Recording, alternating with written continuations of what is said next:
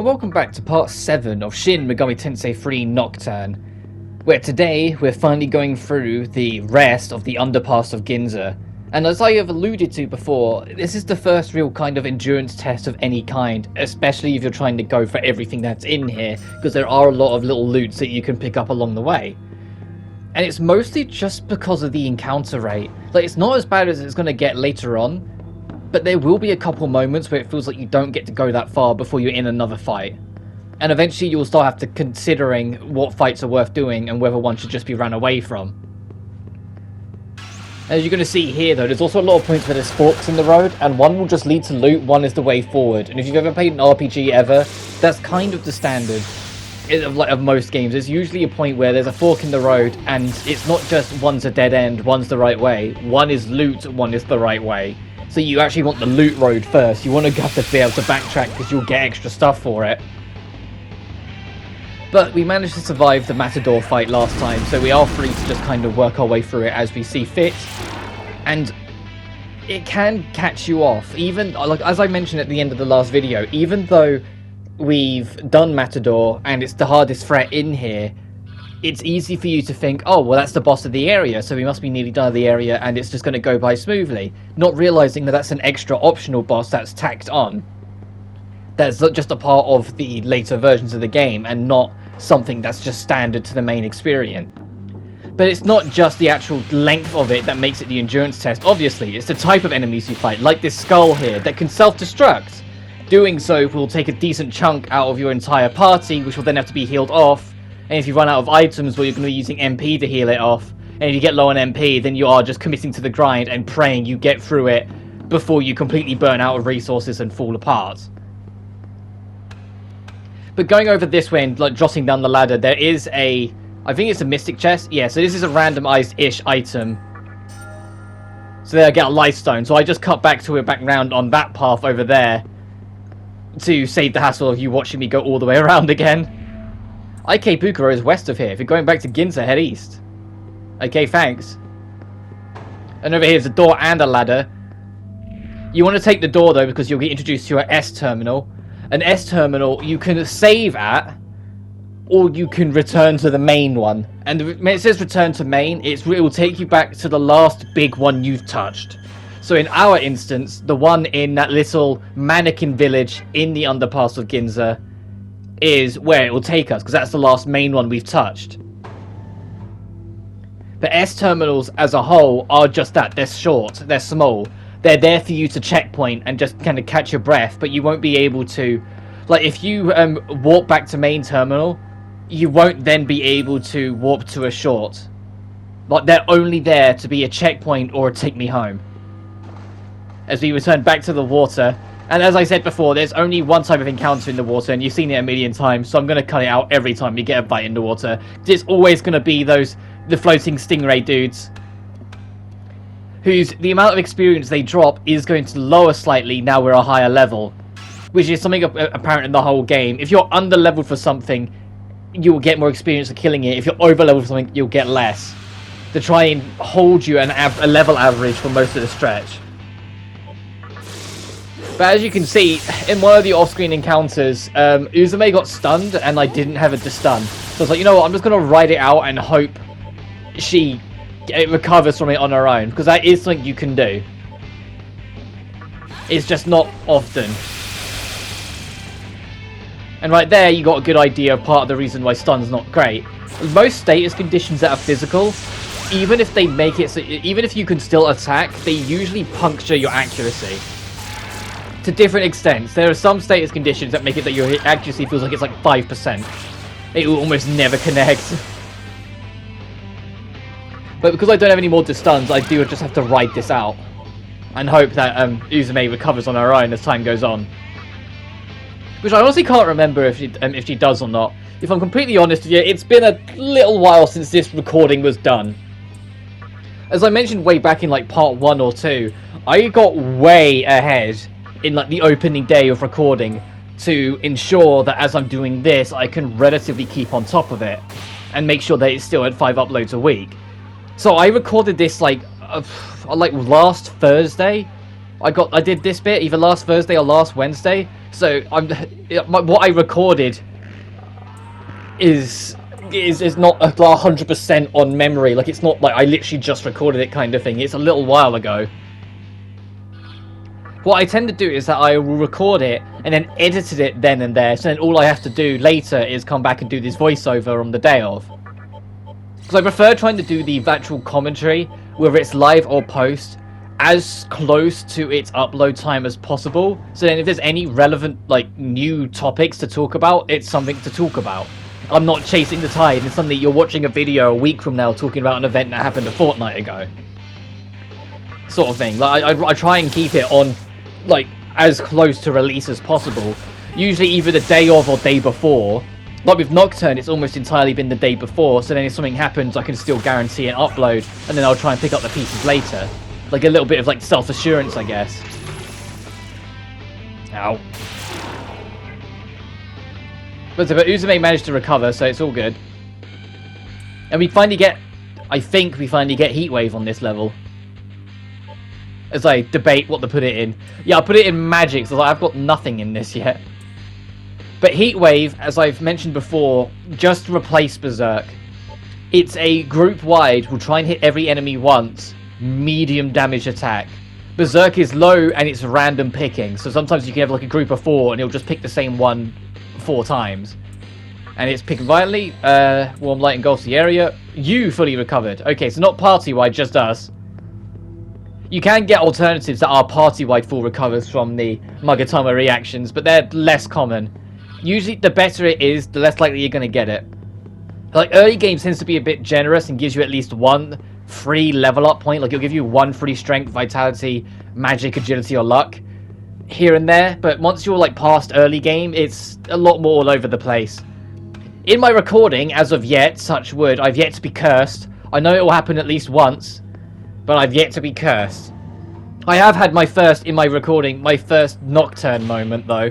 And I mean, my first real Nocturne moment. I had, like, kind of, but I managed to get away with it, so I don't count it, Nocturne moment in this video. Which is, like, will happen in a little bit, where I got a ginormous, double-layered encounter, literally at the doorstep of a save point. Which I'll point out when we get to it a little later, which was a bit like, oh, come on. Like, I was expecting to get killed in that encounter, because that's something Nocturne would just do.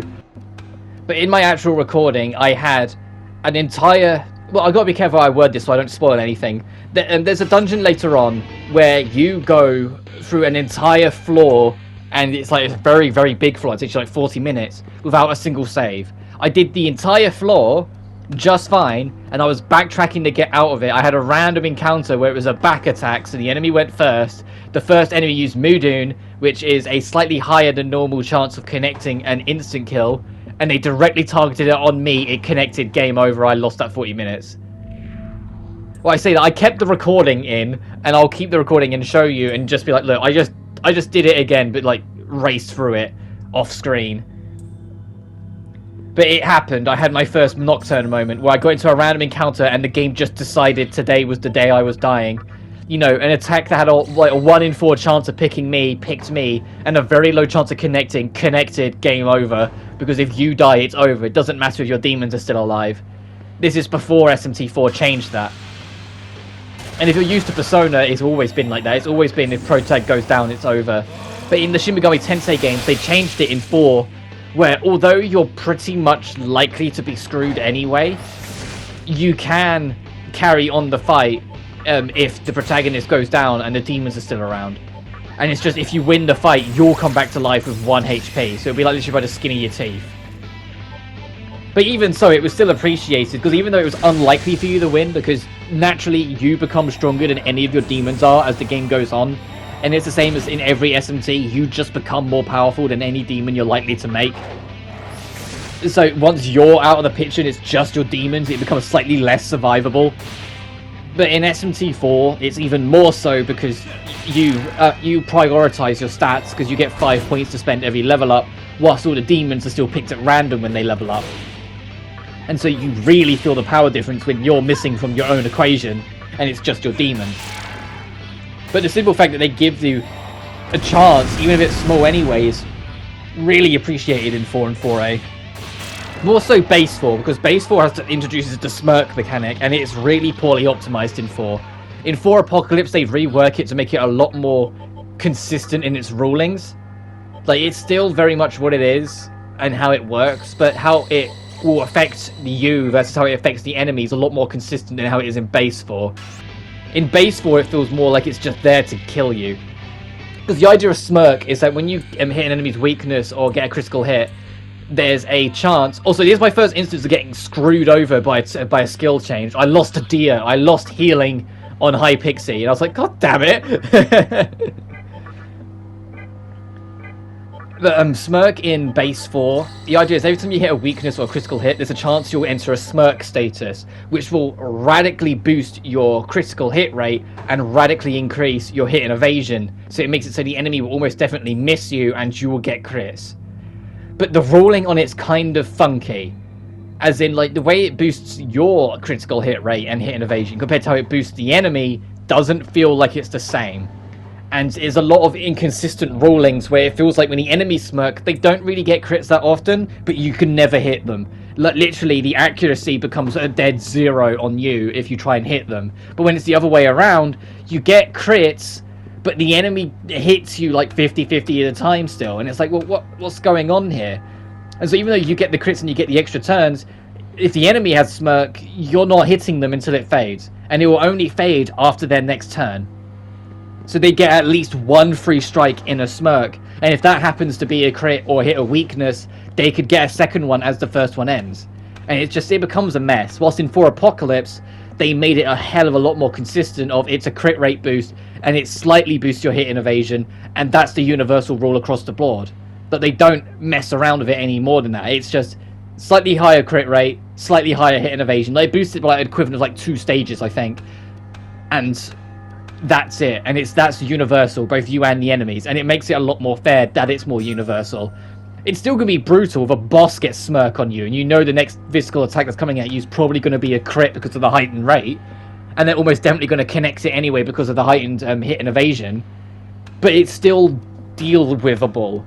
Like, a lot of people will say Apocalypse is easier than base 4, and I tend to agree, and a lot of it is because of the more consistent smirk. The inconsistency of how smirk is in base 4 is the biggest reason why that's like the hardest SMT in my opinion. Like, Nocturne is pretty difficult at points, like it has its moments, but because of the fact that you can only save at certain save points, they balance the game around that. So there's a lot of instances where it will feel brutal, but it feels doable because of the long stretch. Whilst in 4 and 4 Apocalypse, they changed it so you could save absolutely anywhere your head be it, kind of thing. Like literally, you could be in between a boss fight, but because you're on the field for a second, you can quickly just bring up the menu, save, and save your game exactly there. And if you die, you just load that exact save. But because you can save anywhere, they balance the game around it. And so, especially in like the early game, when you're still getting a feel for it, every single goddamn encounter feels like a test. Because it feels like if you like take your mind or your concentration off of it for even a second, they'll kill you. Because they know you've just saved after every fight. And that's something that's straight up recommended if you're new to base 4 and you're playing on normal. Oh, by the way, this is the point where I get screwed, like one step away from the door. And I get a big encounter, and I was like, God damn it. Like, I was very much expecting this encounter to kill me. And it really feels like it was trying to. Because after I deal with these enemies, a second wave spawns in, because that can happen. But that is something that is highly recommended, especially if you're playing on normal, and even more so if you're playing on the harder difficulties. That, in the early game, when you're still trying to get your demons together and whatnot, save literally after every single encounter, because you can do that. And if you've got it digital and not physical, even better, because your saves will be quicker. And that's something that I didn't realize, like, just how much quicker it was until I had digital 4 and a physical 4 Apocalypse. Like, when I have 4 on digital, it saves very quickly. Like, you click save and it's done. Like, it's kind of at a similar speed to Nocturne save on this, where you see me, I'll go to save, I click save, and it just goes saving, done. It's kind of like that when it's digital. But when it's physical, it takes like a good 6 or 7 seconds. So if you can get it digital, I kind of recommend it for those quicker saves. But then at the same time, the other reason why I'd end up recommending digital is because base 4 and 4 Apocalypse both aren't the easiest games to get. nowadays. Like, especially trying to get them physically, I mean. Like, they have gone up in price, and they are rare enough that they're probably going to hold that higher price for a good long while, if not just keep on rising. Which is also part of the reason why I want a remaster collection of 4 and 4A. Maybe throw in Strange Journey Redux as well, because that's going to start creeping up as well. And make it like the handheld collection. Like, yeah, they might have to rework a couple things. Like, Strange Journey, I think, would get off it the best, because the bottom screen was mostly just your pause menu. When you pause the game, it'd pop up on the bottom screen, and the map when you're not. So they could just put the map on a button like they do with Nocturne. Or, alternatively, big brain it here, as I lose a member to a suicide attack, which made it very concerning, because I was like, if this one's suicide bombs, it might kill me. But I managed to kill it. The alternative they could do is go to Final Fantasy XII route and make an option where you can make the map, like, faintly overlap the screen. That would be nice. Like, and then you just do that with that. Like, with 4 and 4A, they're a little bit more reliant on the touchscreen compared to the normal screen, so maybe it'll be a bit more of like an awkward workaround. But I can see exactly how they could do it anyway. It would just take more money and effort to merge that kind of screenplay. But it can be done, and I would love to see them do it. It's just whether or not they actually do it or not. But that's your last small terminal for this area. The next place we'll be saving is once we get to Ikebukuro. Which means we are done. We just got to get out of here. And you're going to see that the exhaustion of how low my MP is party-wise is going to kick in. Because I'm going to start reaching encounters that I just do not want to do. So as soon as the fight starts, I immediately just go to retreat and try and get away with it. And more often than not, I do, so it's not too bad. Worth mentioning, after Heatwave, the next skill you get is Focus. You want Focus. Focus is a skill that will stay with you for the rest of the game. It is amazing to have Focus. Focus is the skill that will double the next physical attack, and in reality it does like 2.3 or 2.4 because it bases the raw stat number and then adds all the extra afterwards, so it becomes around 2.3, 2.4 damage. So having that and then a strong physical attack, late game there will be points where we'll be hitting like 1,000 damage per hit with it by just like building it up, raising our attack with the right skills, and then just pushing on it. Also here I'm trying to use Brainwash to see if I can talk to the blobs that won't really have any kind of communication, but no, you can't really do anything with them. But here's Heatwave. The first of a couple skills where you make like a light sword and do something with it. There's a cooler one later on where you do like the katana Virgil attack looking thing, where he'll put both hands on the blade, put it behind him, lean forward, and then like whip his arm out like he's doing a slash, and then it will hit the enemy. That's a cool I was looking attack, and that's always fun to have. I'm not sure if I'll try and get it though, because I want to try and mix it up a little bit from my like practice run and my blind run when I did that many years ago.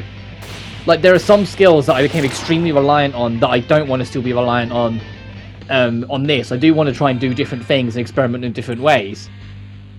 Which some of it you're already kind of seeing. Admittedly, some of it's accidental, because as I mentioned last time, I completely forgot that you can learn Fog Breath by now, which is an amazing skill because it lowers hit and evasion by 2 levels.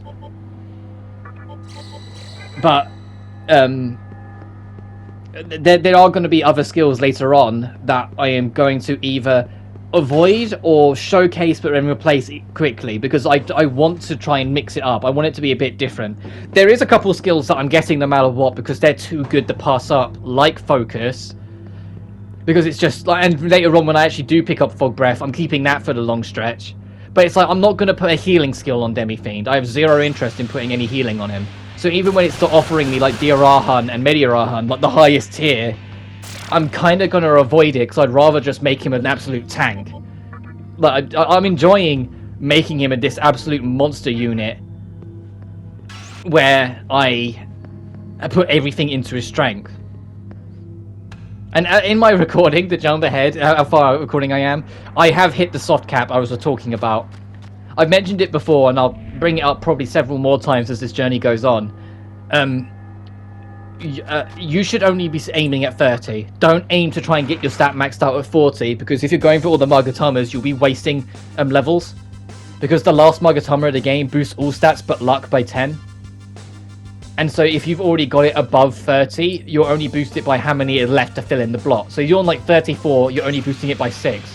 So you've just wasted 4 levels, when in reality, if you just left it at 30, the Magatama will put you at 40.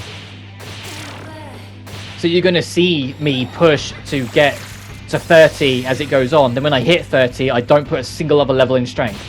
And I'm next start to prioritize vitality over anything, just to boost my health, so I can do my physical attacks more safely because I have more health to burn. And then after that, it'll probably be like a sporadic balancing act of magic and agility, because luck, I never really give luck much of a thought. Also, critical mistake, when you enter Ikebukuro, don't talk to any of the mantra demons.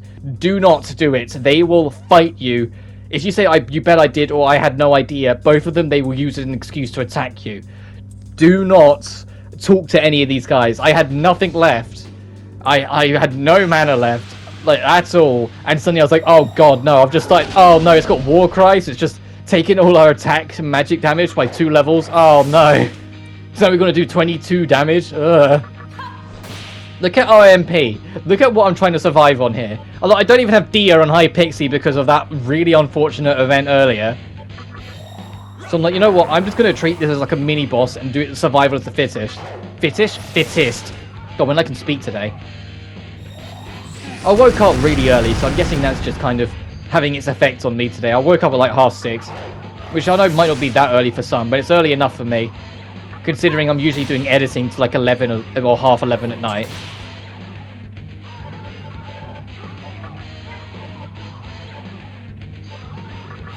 I'm just watching what I'm doing.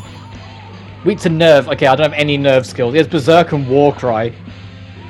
Also, a little later on, I'm going to start replacing Analysis, because there's an item far later in the game called the Spyglass that will straight up replace Analysis, because it's a reusable item that acts as an Analysis. And the moment it's like, oh, the moment you realize it's reusable, you use it and it doesn't spend it, you just have it for keeps, is the moment you get rid of Analysis if you haven't already. Like, I already know it's coming and I know where it is and know where to find it, yada yada. So I know I don't need to keep Analysis forever.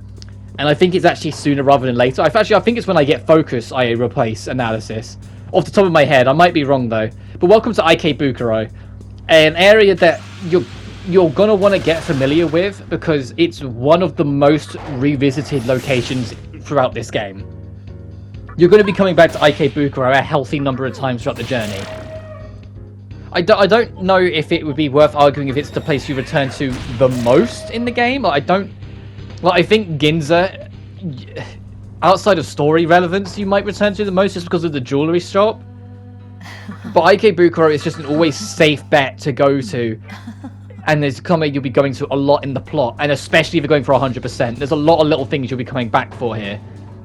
But anyway, now we've managed to make it out of the underpass finally, I'm going to wrap this up. Next time on Nocturne, we're going to explore this Mantra HQ and see what we can find. But until then, you guys take care now. Peace.